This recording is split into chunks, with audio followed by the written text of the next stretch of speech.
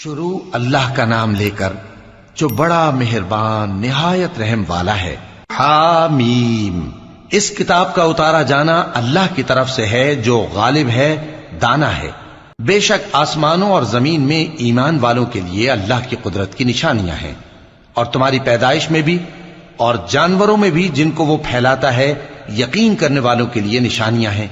اور رات اور دن کے آگے پیچھے آنے جانے میں، اور وہ جو اللہ نے آسمان سے ذریعہ رزق نازل فرمایا پھر اس سے زمین کو اس کے مردہ ہو جانے کے بعد زندہ کیا، اس میں اور ہواؤں کے گردش دینے میں عقل والوں کے لیے نشانیاں ہیں۔ یہ اللہ کی آیتیں ہیں جو ہم تم کو سچائی کے ساتھ پڑھ کر سناتے ہیں، تو یہ اللہ اور اس کی آیتوں کے بعد کس بات پر ایمان لائیں گے؟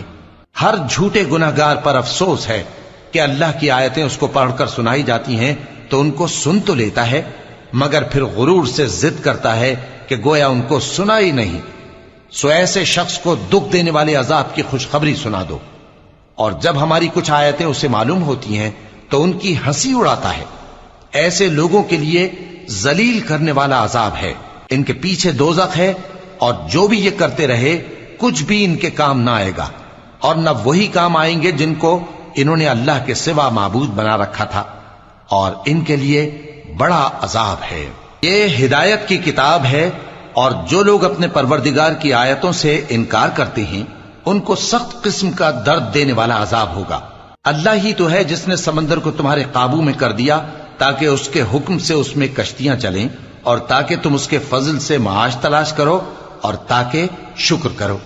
اور جو کچھ آسمانوں میں ہے اور جو کچھ زمین میں ہے سب کو اسی نے اپنے حکم سے تمہارے کام میں لگا دیا۔